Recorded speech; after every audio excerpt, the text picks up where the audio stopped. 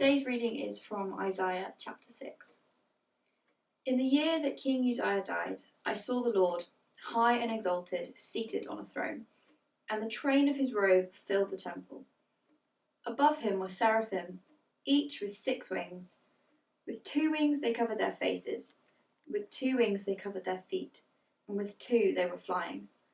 And they were calling to one another, Holy, holy, holy is the Lord Almighty.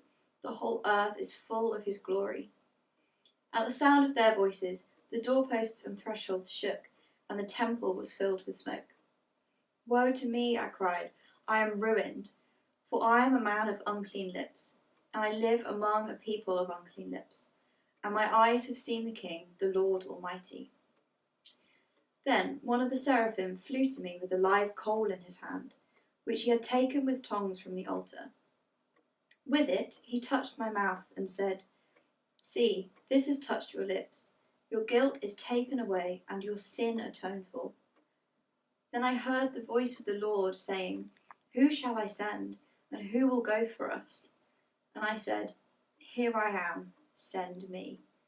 He said, Go and tell this people, be ever hearing but never understanding, be ever seeing but never perceiving. Make the heart of this people calloused. Make their eyes dull and close their eyes. Otherwise they might see with their eyes, hear with their ears, understand with their hearts, and turn and be healed. Then I said, For how long, Lord? And he answered, Until the cities lie ruined and without inhabitant, until the houses are left deserted, and the fields ruined and ravaged, until the Lord has sent everyone far away, and the land is utterly forsaken. And though a tenth remains in the land, it will again be laid waste.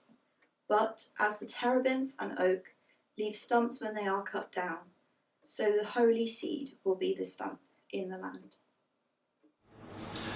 Thank you very much for the reading. That was great. So we're now in Isaiah and chapter 6. Now, Isaiah, we mentioned last time that the kingdoms are separated. We've got a northern kingdom and we've got a southern kingdom, and most of the prophets would only operate in one of those kingdoms. So Isaiah operated in the northern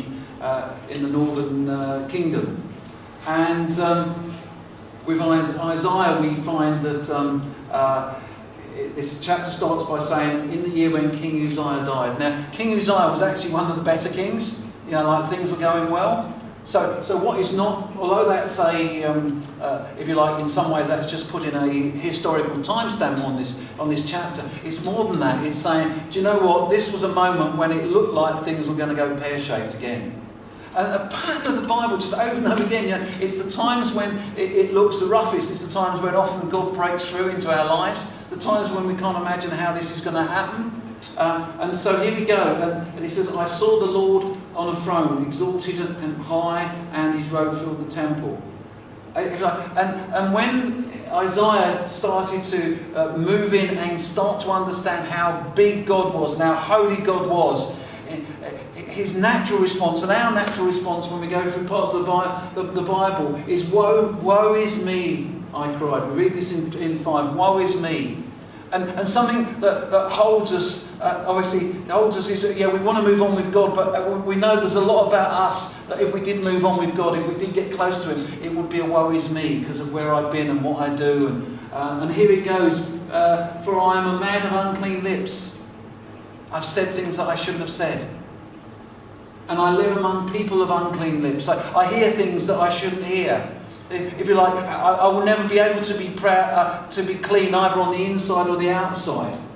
And then, knowing that actually God is a holy God, and from the Bible, and when you know that we're not holy, something's going to be awful, something's going to have to give.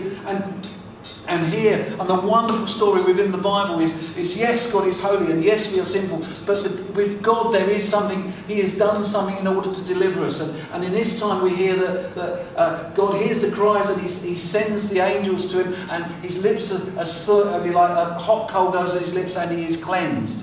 And there's a pattern there that we are cleansed, but often cleansing does hurt. And in our lives sometimes we need to be cleansed of stuff, and it will hurt.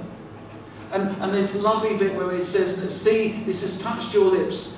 This is the last part of 7. See, this has touched your lips, your guilt is taken away, and your sin is atoned for. And actually, one of the big things right out of the Bible is it's all been about atoning for sin. You and I, we are sinners, but the Bible story is about God's way of making an atonement, if you like, somehow dealing with that, somehow paying the cost of sin.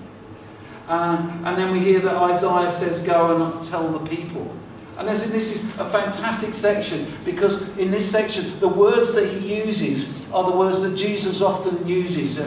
You'll be hearing but never understanding, seeing but never perceiving.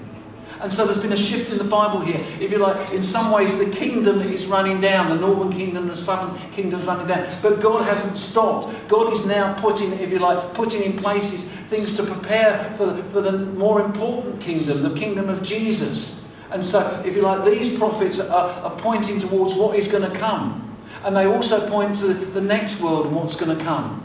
And so, if you like, this part of the scripture is to give us a confidence. It was to give the people in exile a confidence that Jesus is coming, but there's also a confidence for us that there is a second coming. And we can live in the light of that. Thank you so much for joining us again, and I do hope you'll be able to join us again tomorrow.